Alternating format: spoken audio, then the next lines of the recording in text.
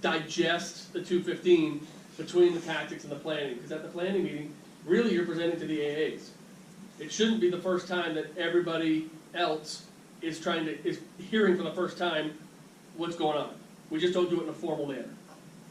So you may also think, boy, the ops section chief did the exact same thing at the planning meeting that they did at the tactics meeting, right? Didn't it look exactly like what we had you do, walk through division by division?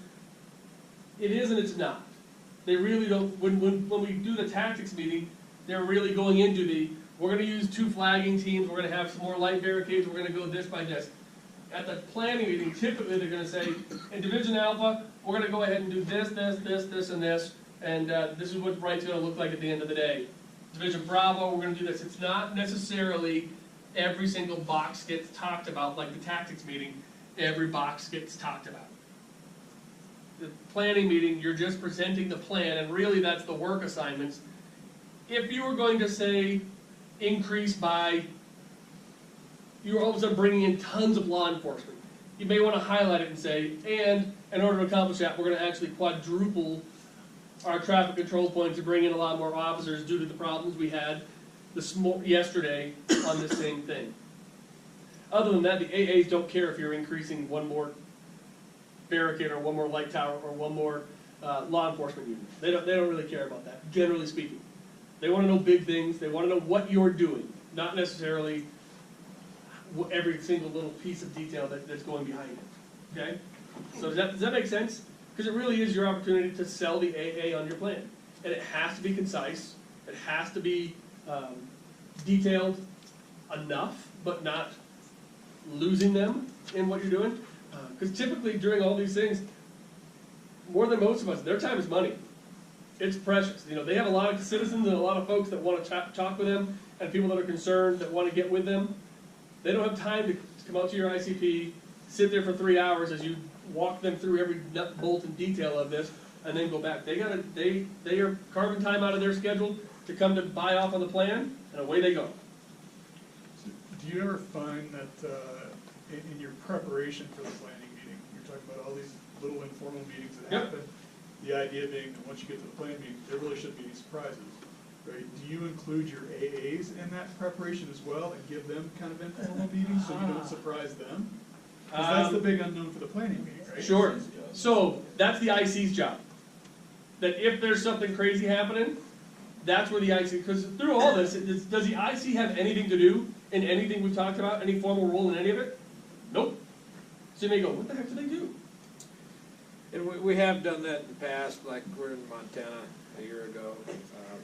We had 2 widely separated fires with homes up one and the other one over an hour away, and the AA was getting a little confused and asking questions, slowing down the planning meeting, so we invited them in prior to answer some of those questions to expedite the process. We called it a pre-planning meeting, and it was just to help those AAs understand what it was. So the first time they heard the plan wasn't at the planning meeting, especially, so what really got us into, led us down that road was, it was quite great. When we're at the planning meeting, the ops section chief says, and tomorrow we're going to work overnight to get all these houses down here evacuated because we're going to burn off this whole south side of this thing and bring the fire right down to the backyards. And then he just kept going. And the AA's chins hit the floor and went, what? This is the first they'd heard of it. So for them it was a surprise. So therefore we failed at that because we've always said one of the things that there's no surprises. But we've always talked about it in relation to our team internally and not to the AAs. So if it's status quo and you're just rolling along, planning meetings usually work just great for the AAs to give them the update of what's happening. Yeah, Rapidly evolving, dynamic, highly changing incidents, your IC is going to want to give your AAs a heads up of what the heck's going on. The planning meeting should be a presentation, and it should be smooth. There is opportunities for a few questions there from the AA or the IC for clarification, but it's not a debate, it's not a lengthy discussion.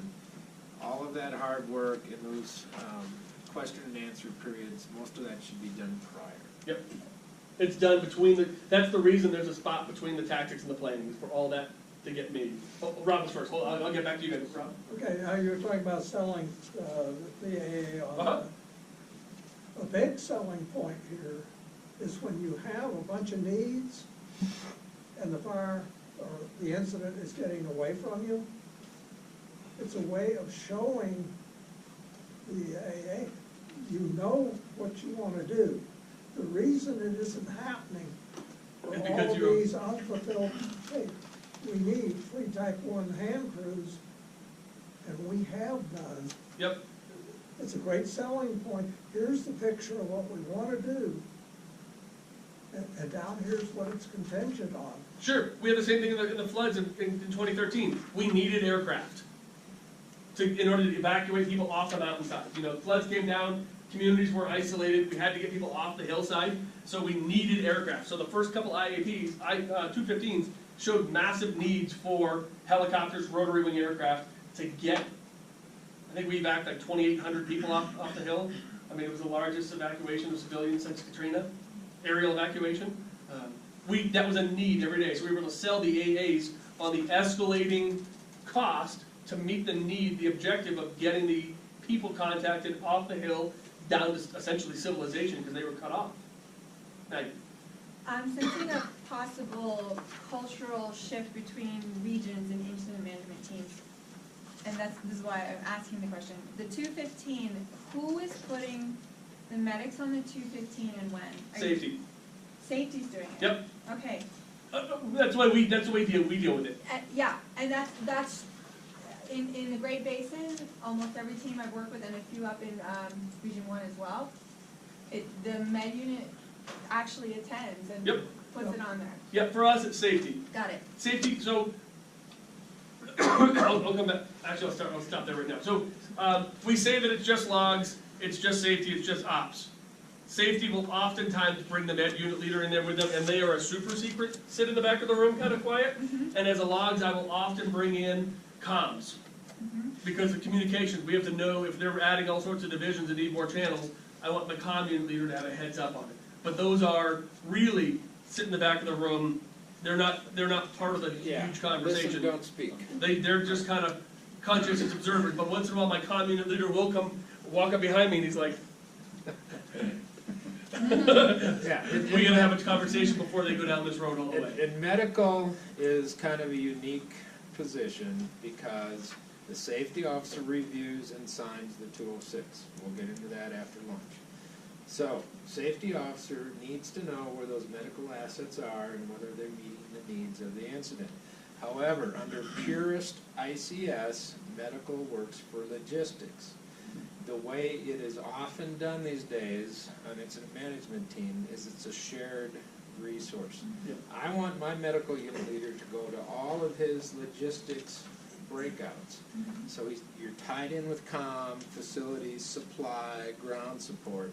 But as far as direct supervision and where the medical assets go, I provide that. Right, as safety. As safety. He provides that, yes. Okay. So if we had to add EMTs or ambulances, typically it would be the safety officer who would do that, and it may be in conjunction with a med unit leader if they invited them into that meeting, but it would typically be the safety officer that did that. Thank you. Sir? Just a tidbit on that. We're talking about medical resources that are for incident personnel. Yep. Not Correct. medical resources that are for Operational, right. victims. Because you could absolutely That have, confuses a bunch of people. Yeah. it does, Right. because if part of your task was to triage folks, therefore it's an operational thing, those ambulances would report to ops, not to the med unit leader, Right. and they would be listed up here as ALS ambulances or BLS ambulances. If they were in support of the responders, the Understood. safety officer would be in charge of them and they would go someplace else. If they're on a 204, it's an operational asset. If they're on the 206, it's for the responders. 206 is the med plan, 204s are the divisional assignment sheet. We'll get into that this afternoon. So my original philosophical question that I'm gonna ask is, why are we calling it a planning meeting when it probably should be called a planning briefing? Because we're not really, there's a difference, so. Because it's ICS and we don't change it, Well, can it? because the main reason is because in a briefing, and we'll talk about this afternoon in the operational period briefing, That's a one-way delivery of information. There is no question and answer. In the planning meeting, we do provide that. So, yeah, a small window for it. So, this afternoon, we're gonna go, you guys have seen the planning meeting, we're gonna do a planning meeting this afternoon. You guys are gonna do a planning meeting on your plan and present it to everybody else. So in the appendix, that at-a-glance stuff in your appendix 1, there is a script, if you will, or an agenda for a planning meeting. We'll look at that after lunch. I'm not gonna have you really get into that right now. We'll just look at that script after lunch. You'll take 15 minutes, prepare your teams, and we will do planning meetings like we did tactics meetings, okay? So each of you that are in your roles will have a part in this planning meeting, okay? And then I'll show you how we do it on our team, because we change it up just a little bit. RIC has a slightly different philosophy about what should be included in the planning meeting, and I think it's even, for as slick and clean and professional as this is, we cut out a bunch of stuff on our team and even condensed it more, and our planning meetings are 12 minutes or less. Boom, out the door, done.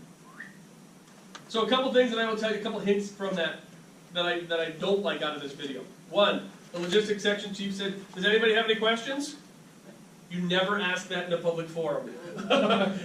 You never at briefing say, does anybody have any questions? Because I guarantee there's some knucklehead in the third row who's gonna ask, why is the sky blue? Something stupid. You always say, if you have any questions, come find me afterwards, I'll be over here, no matter what position you are. You never ask in an open setting with firefighters or responders, do you have a question? They'll kill you eventually. The other thing that I really don't like about what they did was they got confusing in their terminology at the end of it. Because if you listen to him at the very end of that video, he said, thanks for coming to our planning meeting, we appreciate you being here, thanks for the buy-off. A few other things, we'll have operational period briefing this time, blah, blah, blah. At 2000, we're gonna have a planning meeting for tomorrow's operational period to work on tomorrow's operational period. They're not, they're gonna have a tactics meeting. So he was misusing the word. One of the things I cleaned up in the log section chief is that they kept saying you're gonna have a logistics section planning meeting. No, there's only one planning meeting. You can have logistics section meetings, you can have planning section meetings, but you only have one planning meeting. You do a lot of planning at other meetings, but there's only one planning meeting. Because again, it can get kind of confusing as to where you're going and what you're doing.